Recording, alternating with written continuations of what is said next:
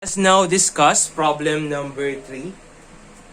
Find the safe uniform load that the beam shown could carry if the allowable stresses of concrete are 94 kg per centimeter squared and 1,400 kg per centimeter squared respectively.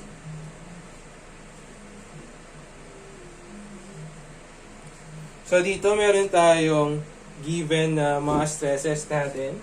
So we have a stress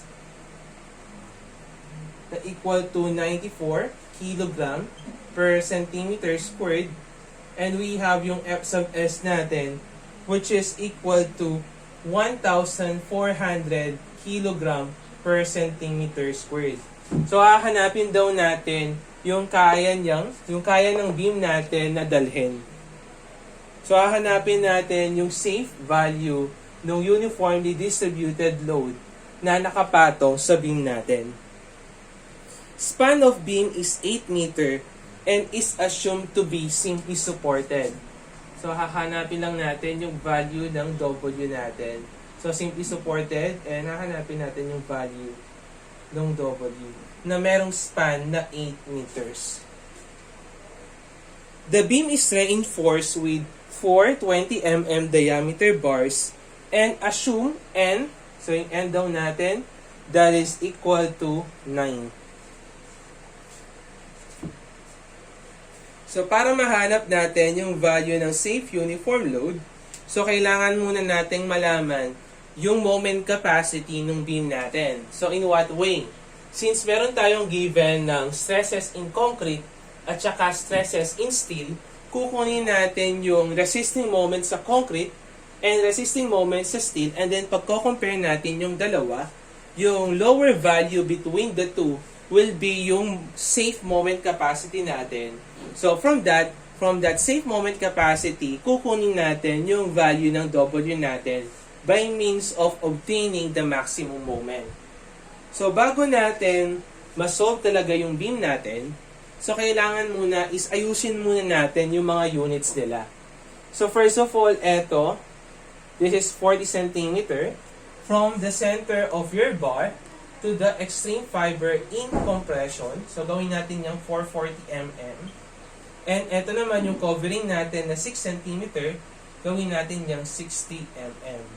Yung width naman, gawin natin yung 290 mm.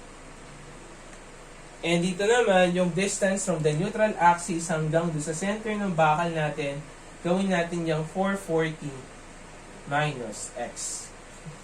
So, para makuha natin yung mga values ng moment resisting natin, kailangan muna natin malaman yung value ng x natin at saka yung moment of inertia. So, before tayo mag-proceed sa mga procedures natin, let us convert first yung mga stress natin na given into Newton per mm squared or in megapascal. So yung 94 kg per centimeter squared, that is equivalent to 9.22 megapascal. So you can do manual conversion, pero parehas lang naman yung makukuha natin.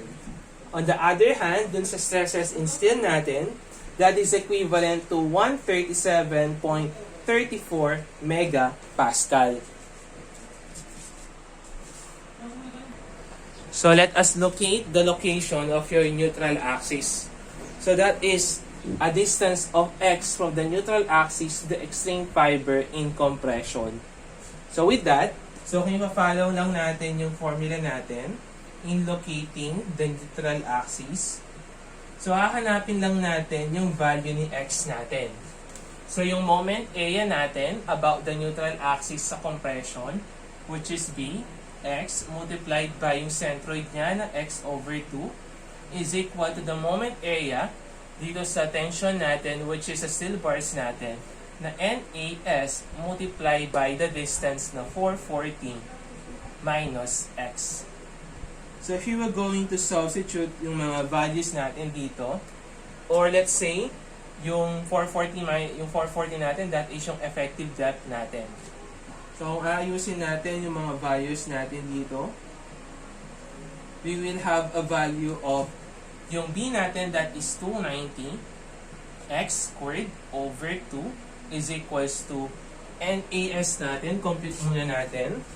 So, NAS, that is equal to 9 multiplied by pi over 4. And then, yung diameter niya, that is 20 squared. Ilang piraso? 4.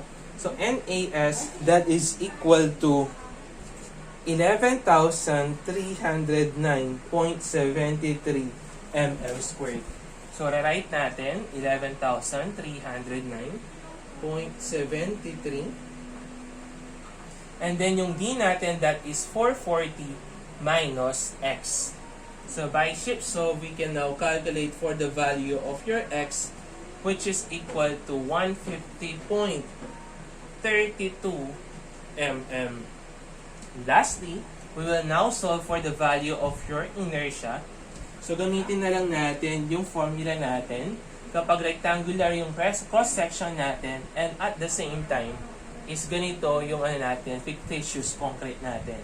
So, yung nabuo nating formula, that is bx cubed over 3 plus yung area, yung transfer formula nung area ng bakal natin na NAS multiplied by D minus X squared. So, yung B natin, that is 290. Yung X na nakuha natin, that is 150.32. I-cube natin yan over 3 plus NAS na 11,309.73. Multiply natin by D na 440 minus 150.32 and then squared natin. So the value of your moment of inertia about the neutral axis is now equal to 1.28 times 10 raised to 9 millimeter raised to the 4th. So meron na tayong value ng x natin, d minus x, at saka moment of inertia. We can now calculate for the resisting moment. So let us now solve for the value of your moment resisting. So inahin muna natin yung sa compression natin. So ito yung step natin, step B natin. So sa step C natin, hanapin natin yung mga resisting moment natin. So unahin muna natin yung sa compression natin. So in compression, so siyempre, ito yung F sub C is equals to M sub C multiplied by X over I and A. Kasi, yung distance from the neutral axis to the outermost fiber in compression, that is X. So, yung given yung value ng natin dito, yung value ng F sub C natin, which is equal to 9.22 megapascal. So, that is Newton per mm squared. Given yung value ng X natin, which is equal to 150.32 mm. And yung moment of inertia natin, which is equal to 1.28 times 10 raised to 9 millimeter raised to the 4th. So, by shift solve or by simple algebra, we can now calculate for the value of your moment resisting in concrete, which is equal to 78.51 kilonewton meter.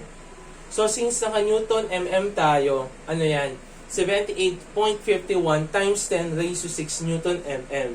Aalisin lang natin yung times 10 raised to 6 para maging kilonewton meter siya. Next naman, hanapin naman natin in tension naman. So, tension naman yung i-consider natin. So, on the tension, yung nasa tension, yun yung stress natin dun sa steel. Siyempre, para ma-convert natin yan sa concrete, so, di-divide natin yan by modular ratio. So, yung moment niya na S, that is M sub S. Tapos, yung distance niya from the neutral axis, that is 440 minus X over yung moment of inertia natin. So for this, meron tayong value ng F sub S natin na 137.34 megapascal. Yung N natin, which is equivalent to 9. Yung inertia natin, which is equal to 1.28 times 10 raised to 9. And the value of your X, which is equal to 150.32 mm. So the value of your moment resisting in steel, or M sub S, that is equal to